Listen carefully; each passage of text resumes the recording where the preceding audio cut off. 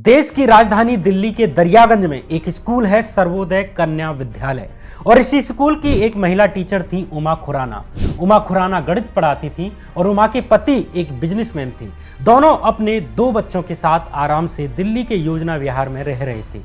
इसके बाद आता है 30 अगस्त 2007 का दिन। उमा खुराना बाकी के दिनों की तरह ही स्कूल पढ़ाने के लिए पहुंचती हैं, लेकिन जैसे जैसे स्कूल की क्लासेस खत्म होने को होती हैं वैसे वैसे सर्वोदय कन्या के बाहर पेरेंट्स की भीड़ इकट्ठा होने लगती है। ये भीड़ अपनी बेटियों को लेने के लिए नहीं आई थी, बल्कि उमा खुराना को खदेड़ने के लिए आई थी।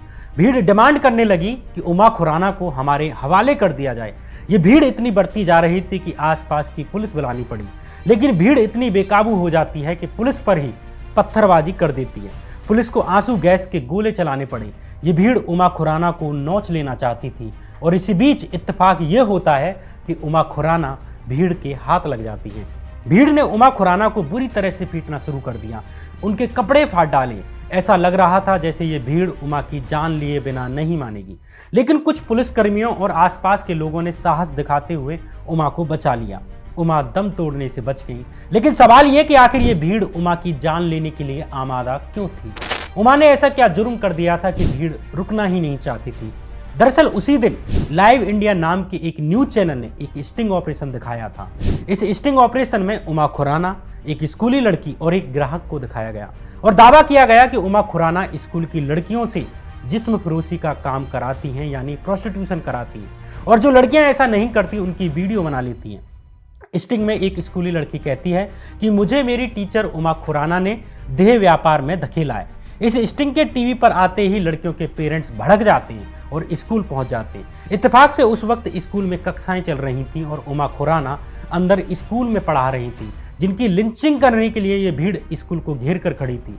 जिस लाइव इंडिया नाम के चैनल ने इस स्टिंग ऑपरेशन को दिखाया, उसके CEO और संपादक थे सुधीर चौधरी। वही सुधीर चौधरी जो आजकल ब्लैक एंड व्हाइट नाम का शो करते हैं। क्या थी इस स्टिंग ऑपरेशन की सच्चाई और क्या था उमा खुराना का गुनाह, और कैसे इस स्टिंग ऑपरेशन ने भारतीय पत्रकारिता पर हमेशा के लिए ब्लैक एंड व्हाइट धब्बे छोड़ दिए, जानेंगे आज के इस एपिसोड में। नमस्कार, मैं श्याम मीरा सिंह। उमा खुराना केस इस बात के लिए सबसे बेहतरीन उदाहरण है कि टीवी या व्हाट्सएप पर आपको जो सब कुछ दिखाया जा रहा है जरूरी नहीं कि वो सच है। सुधीर चौधरी के लाइव इंडिया चैनल पर दिखाए गए स्टिंग ऑपरेशन के बाद भीड़ ने उमा खुराना को घेरकर पीटा और कपड़े फाड़ डाले। घायल उमा खुराना को राम मनोहर लोहिया अस्पताल में भर्ती कराना पड़ा, लेकिन जैसे ही उमा खुराना को अस्पताल से डिस्चार्ज किया जाता है, उसे दिल्ली पुलिस ने हिरासत में ले लिया। अगले दिन जब उमा खुराना को कोर्ट में पेश किया गया तो कोर्ट ने भी उमा खुराना को 14 दिन की कस्टडी में भेज दिया। इस घटना ने पूरे देश को हिलाकर रख दिया और सुधीर चौधरी के लाइव इंडिया चैनल को जमकर TRP मिली। मामले की गंभीरता को देखते हुए दिल्ली सरकार के शिक्षा विभाग ने भी चैनल से ओरिजिनल CD मंगाई और एक जांच कमेटी बिठा दी। इस जांच कमेटी ने अपनी रिपोर्ट में कहा कि हाँ, स्टिंग ऑपरेशन में उमा खुराना की ही आवाज़ है। खुद स्कूल की वाइस प्रिंसिपल ने इस आवाज़ को पहचाना कि स्टिंग ऑपरेशन में जो आवाज़ सुनाई दे रही है वो उमा खुराना की ही है। कमेटी की रिपोर्ट के बाद शिक्षा विभाग ने फौरन ही उमा खुराना को नौकरी से बर्खास्त कर दिया, लेकिन इसी बीच पुलिस ने उस लड़की को खोज निकाला जो स्टिंग ऑपरेशन में ये कहते हुए दिख रही थी कि वो इस स्कूल की छात्रा है और उमा खुराना ने उसे जबरन प्रोस्टिट्यूशन में डाल दिया था। लेकिन जब पुलिस ने इस लड़की से पूछताछ की तो पता चला कि वो इस स्कूल की छात्रा ही नहीं है और ना वो प्रोस्टिट्यूट थी। दरअसल जब पुलिस ने उमा खुराना से पूछताछ की थी तो उसने बताया था कि वो उस लड़की को जानती ही नहीं, बल्कि उसे वीरेंद्र अरोरा नाम के एक शख्स ने उसे मिलवाया था। इसके बाद पुलिस ने वीरेंद्र अरोरा को पकड़ लिया। वीरेंद्र अरोरा के माध्यम से ही पुलिस इस लड़की तक पहुंचती है। पुलिस ने लाइव इंडिया के रिपोर्टर प्रशांत सिंह को उस लड़की के सामने फेस टू फेस लाने की कोशिश की, लेकिन रिपोर्टर ही गायब हो गया। अब पुलिस उस रिपोर्टर से कांटेक्ट ही नहीं कर सकी। अब पुलिस समझ गई कि कुछ तो गड़बड़ है। वीरेंद्र अरोरा दिल्ली के ही झिलमिल एरिया का रहने वाला था। पुलिस ने आगे की पूछताछ के लिए अरोरा को रिमांड पर ले लिया। फिर 10 सितंबर के दिन दिल्ली पुलिस क्राइम ब्रांच के डिप्टी कमिश्नर मधुप तिवारी ने कोर्ट में एक स्टेटस रिपोर्ट जारी करते हुए खुलासा किया कि वीरेंद्र अरोरा नाम के एक आदमी का उमा खुराना के साथ पैसे को लेकर झगड़ा चल रहा था। उमा खुराना से बदला लेने के लिए ही वीरेंद्र अरोड़ा ने लाइव इंडिया के रिपोर्टर प्रकाश सिंह के साथ मिलकर ये साजिश रची। साजिश ये कि उमा खुराना को इस आरोप में फंसाया जाए कि वो स्कूल की लड़कियों से देह व्यापार का धंधा कराती हैं। प्रकाश सिंह एक और लड़की को जानता था। 20 साल की ये लड़की मीडिया में करियर बनाना चाहती थी और उसे किसी बड़ी जगह पर नौकरी नहीं मिल रही थी। लाइव इंडिया के रिपोर्टर प्रकाश सिंह ने इस लड़की को एक स्कूल की लड़की की तरह एक्टिंग करने के लिए कहा। अब रची गई एक साजिश कि एक जगह पर उमा खुराना को बुलाया जाए और उस लड़की को भी बुलाया जाए और उनकी वीडियो बना ली जाए, जैसे कि उमा खुराना किसी ग्राहक के लिए लड़की को लेकर आई हैं, डिलीवरी कराने आई हैं। इस प्लान के तहत उमा खुराना को बुलाया गया और लाइव इंडिया चैनल के रिपोर्टर ने इसे स्टिंग ऑपरेशन की तरह रिकॉर्ड कर लिया। दिल्ली पुलिस ने खुलासा कर दिया कि यह पूरा स्टिंग ही फेक था और साजिश के तहत रचा गया था। पुलिस ने खुलासा किया कि स्टिंग को अलग अलग हिस्सों में रिकॉर्ड किया गया था। उमा खुराना से किसी और काम के लिए पैसे की डील की जा रही थी और लड़की का हिस्सा दिखाकर उसे ऐसे प्रस्तुत किया गया कि वो एक ग्राहक से देह व्यापार की डील कर रही हैं। इस स्टिंग में लड़की का स्टेटमेंट भी एक रिकॉर्ड किया गया था, जिसमें वो कह रही थी कि उसकी टीचर उमा खुराना उससे और उसकी स्कूल की अन्य लड़कियों से देह व्यापार कराती हैं। इसी कारण स्कूल में पढ़ने वाली लड़कियों के पेरेंट्स भड़क गए जब इन्होंने इस स्टिंग को देखा और स्कूल को घेर लिया। पुलिस ने जांच रिपोर्ट में कहा कि उसे ऐसे कोई एविडेंस ही नहीं मिलते जिसके आधार पर यह कहा जा सके कि उमा खुराना देह व्यापार के रैकेट में लगी हुई थी। 11 सितंबर के दिन जज आलोक अग्रवाल ने यह कहते हुए उमा खुराना को जमानत दे दी कि अब तक हुई जांच से यह पता चलता है कि उमा खुराना खुद इस फेक स्टिंग ऑपरेशन की विक्टिम है। अब बारी थी उस चैनल की जिसने ये फर्जी स्टिंग ऑपरेशन चलाया था और एक महिला की जिंदगी तबाह कर दी थी। दिल्ली पुलिस ने वीरेंद्र अरोड़ा और लाइव इंडिया चैनल के रिपोर्टर प्रकाश सिंह को अरेस्ट कर लिया। जब दिल्ली पुलिस ने इस मामले में चैनल के रिपोर्टर की ही धरपकड़ कर ली तो चैनल के सीईओ सुधीर चौधरी ने भी अब इस मामले से पल्ला झाड़ना शुरू कर दिया कि ये तो रिपोर्टर की गलती थी, उसी ने फर्जी स्टिंग चलाया। लेकिन सच ये है कि खुद सुधीर चौधरी शुरू से ही इसकी टीआरपी का आनंद ले रहे थे और खुद ही इस स्टिंग ऑपरेशन का बचाव कर रहे थे और इसे सच बता रहे थे। हिंदुस्तान टाइम्स की 7 सितंबर 2007 की एक खबर के अनुसार जब पुलिस ने इस बात का खुलासा कर दिया कि स्टिंग ऑपरेशन में दिखाई लड़की ना तो किसी स्कूल की छात्रा है और ना ही वो देह व्यापार से जुड़ी हुई है, तो चैनल के सीईओ सुधीर चौधरी ने कहा इस तर्क से कि वो लड़की ना तो प्रोस्टिट्यूट है और ना स्कूली छात्रा है, इससे उमा खुराना का अपराध कम नहीं हो जाता।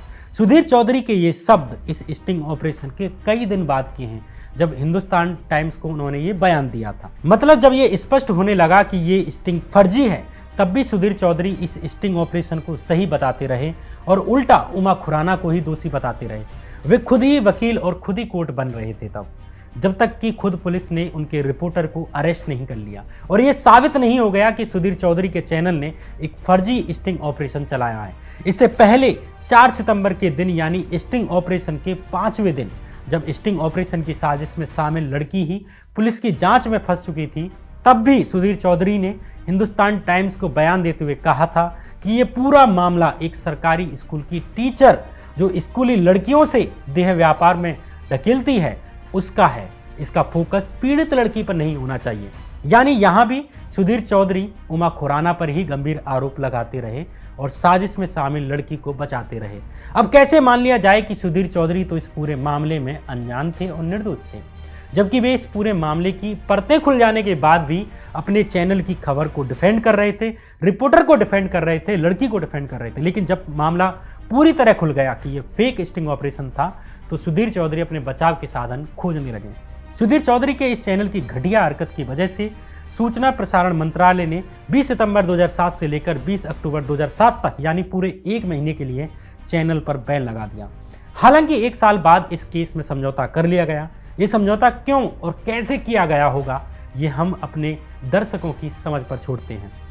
अक्टूबर 2008 में उमा खुराना ने कोर्ट में कह दिया कि वे केस वापस ले रही हैं और उन्होंने चैनल और सुधीर चौधरी से ये मामला सेटल कर लिया है। भले ही इस मामले में लास्ट में समझौता कर लिया गया, चाहे इसके पीछे जो भी कारण रहे हों, लेकिन सुधीर चौधरी के ही शब्दों में कहूँ तो भले ही उमा खुराना ने इस मामले को किन्हीं कारणों से वापस ले लिया हो, लेकिन इससे सुधीर चौधरी और उनके चैनल का अपराध कम नहीं हो जाता। टीआरपी के लिए जिस तरह स्टिंग ऑपरेशन को टीवी पर चलाने में जो जल्दबाजी की गई, उसके लिए तो कम से कम सुधीर चौधरी ही जिम्मेदार थे। क्योंकि वे ही चैनल के संपादक थे और वे ही सीईओ थे। इसलिए बिना उनकी अनुमति के टीवी पर इतना सेंसिटिव स्टिंग ऑपरेशन चलाया गया होगा, इसे माना ही नहीं जा सकता। कम से कम वे लोग इस बात को अच्छे से जानते हैं जिन्होंने टीवी मीडिया के अंदर काम किया है। इस फेक स्टिंग ऑपरेशन के आते ही उमा खुराना की जान पर बनाई। और ऐसा भी नहीं है कि यह पहला बड़ा मामला हो जहां सुधीर चौधरी ने एक संवेदनशील मामले को सनसनी बनाकर पेश किया हो और हिंसा का पूरा माहौल तैयार कर दिया हो और उसमें योगदान दिया हो। जेएनयू के उमर खालिद और कन्हैया कुमार वाले बहुचर्चित मामले में भी सुधीर चौधरी पर डॉक्टर्ड वीडियो यानी एडिटेड वीडियो टीवी पर चलाने के आरोप लगे।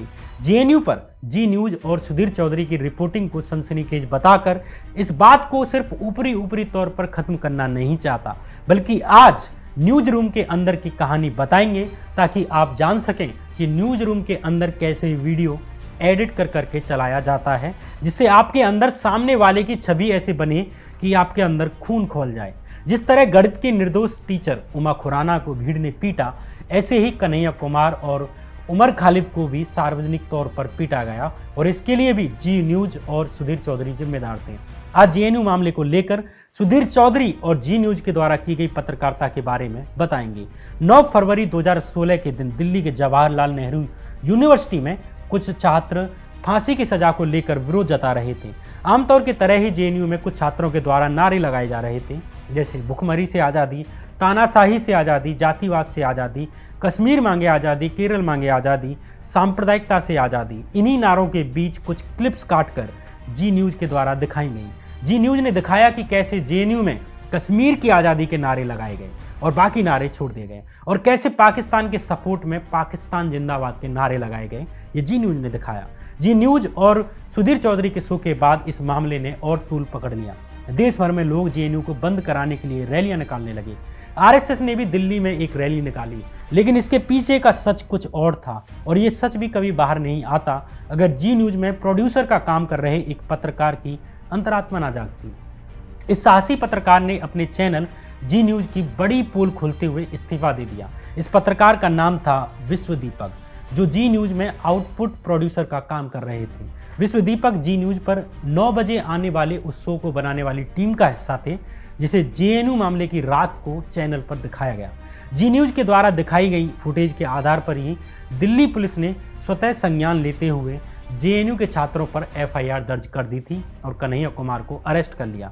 इन वीडियोज में दिखाया गया कि जेएनयू के कुछ छात्रों ने पाकिस्तान जिंदाबाद के नारे लगाए थे, लेकिन अपने इस्तीफे के साथ पत्रकार विश्व दीपक ने खुलासा किया कि जब शुरू में उनके यहाँ जी न्यूज के रिपोर्टर ने जेएनयू की वीडियो भेजी, उनमें पाकिस्तान जिंदाबाद का नारा था ही नहीं और बाद में इसे ऐड किया गया। विश्व दीपक की माने तो वीडियो में उन्हें भारतीय कोर्ट जिंदाबाद जैसे नारे सुनाई दे रहे थे और ये इतने स्पष्ट थे कि पहचानना मुश्किल था, लेकिन चैनल ने इसे पाकिस्तान जिंदाबाद जैसा सुनाने के लिए वीडियो में हिंदी में पाकिस्तान जिंदाबाद लिख दिया, ताकि अचेतना में ही दर्शक उस नारे को पाकिस्तान जिंदाबाद की तरह लें।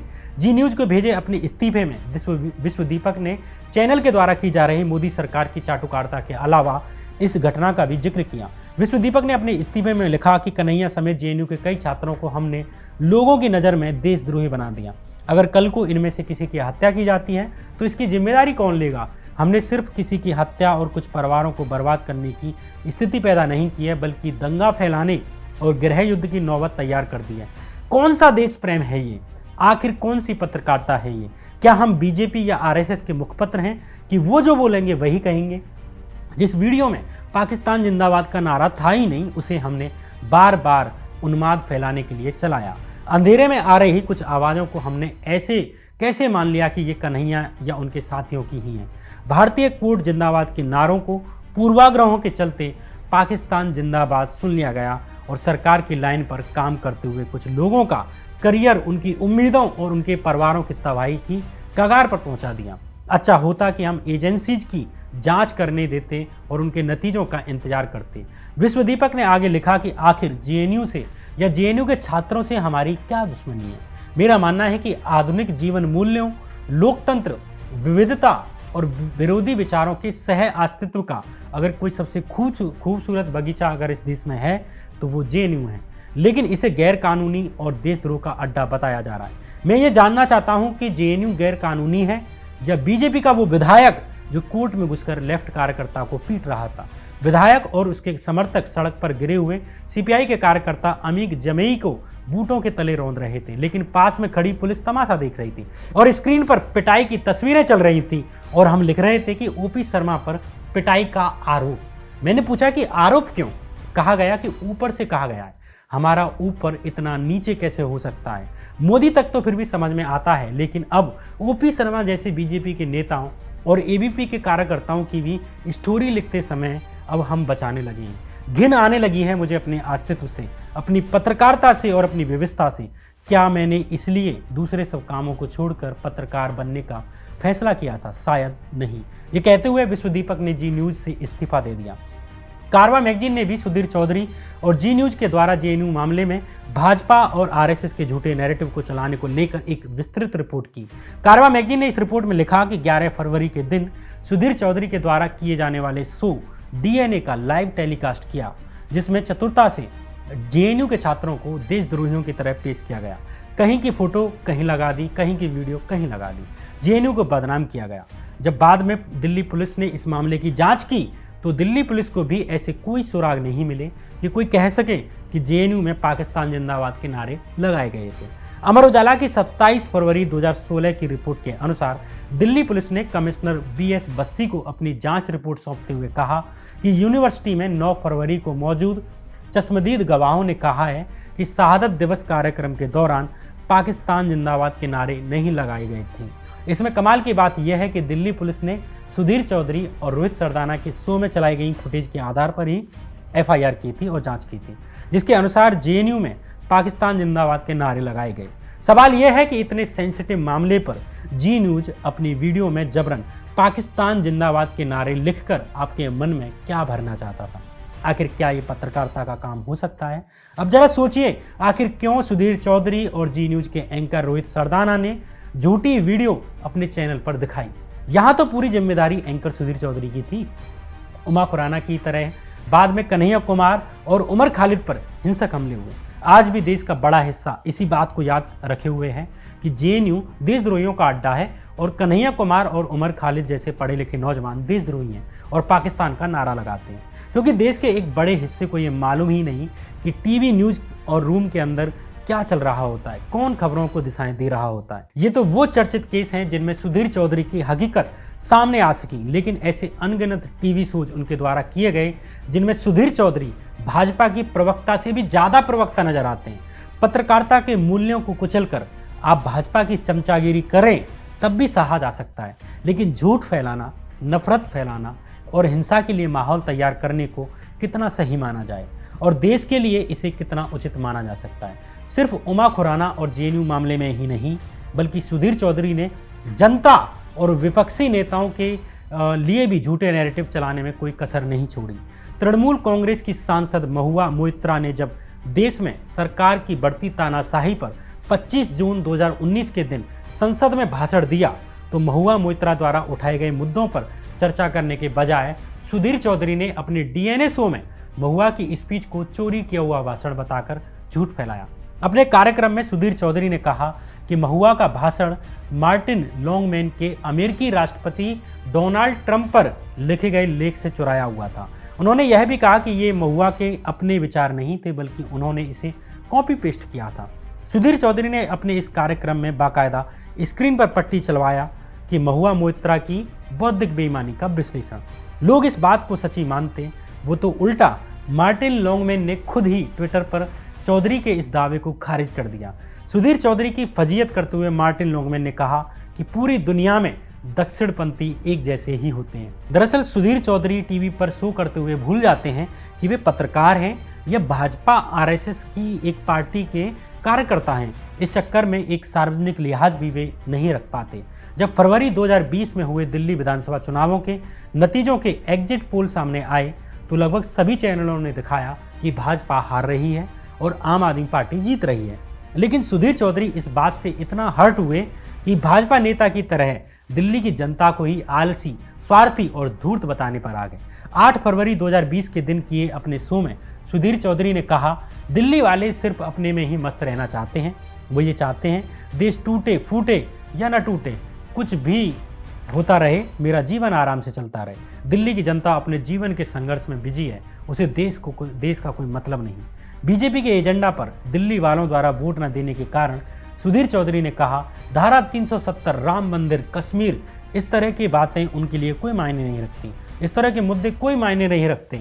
दिल्ली की जनता को ना तो बालाकोट स्ट्राइक से कोई लेना देना है और ना राम मंदिर से कोई मतलब है और ना कश्मीर की धारा 370 से कोई लेना देना है, ना उसे देश के टूट जाने से कोई लेना देना है। सुधीर चौधरी ने मुफ्त बिजली और पानी जैसे मुद्दों पर वोट देने के लिए दिल्ली की जनता को लालची तक ठहराया। मानते हैं आपको सरकार से लाभ लेने हैं, आप पर सरकार का दबाव है, लेकिन क्या इसे पत्रकारिता माना जा सकता है? ये कैसे पत्रकार हैं कि रोटी और कपड़ा, बिजली, पानी, शिक्षा पर वोट डालने पर जनता को ही सुना रहे हैं और मंदिर, मस्जिद और युद्ध पर वोट डलवाना चाहते हैं। सुधीर चौधरी का इतिहास टीआरपी के लिए फर्जिंग स्टिंग करने और एक महिला की जिंदगी बर्बाद करने, जेएनयू जैसी यूनिवर्सिटी के खिलाफ हिंसक माहौल तैयार करने और विपक्षी नेताओं को टारगेट करने भर का नहीं है, बल्कि उद्योगपतियों से खबर न दिखाने के बदले करोड़ों रुपए की उगाही करने का भी है। नवीन जिंदल और सुधीर चौधरी के केस के बारे में आप गूगल पर सर्च करके पढ़ सकते हैं। कैसे उद्योगपति नवीन जिंदल से 100 करोड़ रुपए की घूसखोरी मांगने वाले मामले में सुधीर चौधरी को 14 दिन तिहाड़ जेल में बिताने पड़े। यही कारण है कि कुछ लोग सुधीर चौधरी को तिहाड़ी चौधरी या तिहाड़ी पत्रकार भी कहते हैं। अब आप तय करिए कि किन पत्रकारों को आप सालों से सुन रहे हैं और उनके इतिहास और वर्तमान क्या हैं। क्या इनमें थोड़ी सी भी सार्वजनिक लिहाज बची है? क्या इनमें थोड़ी सी भी मोरल वैल्यूज बची हैं? तय आपको करना है। बहरहाल ये कहानी थी सुधीर चौधरी की, ये कहानी थी स्कूल टीचर उमा खुराना की, ये कहानी थी जेएनयू में लगे नारों के पीछे की नैरेटिव की। आप अर्नब गोस्वामी पर बनाई मेरी वीडियो भी देख सकते हैं, जिसमें आप जान पाएंगे कि रिपब्लिक भारत में किसका पैसा लगा है और किस प्रकार से उसमें कुछ खबरें एक एजेंडे के तहत चलाई गई और जिन लोगों ने इसमें पैसा लगाया उन्हें सरकार से सरकारी ठेके मिले और बाद में केंद्रीय मंत्री तक बने। ये वीडियो आपको इसी चैनल पर मिल जाएगी। तब तक के लिए नमस्कार।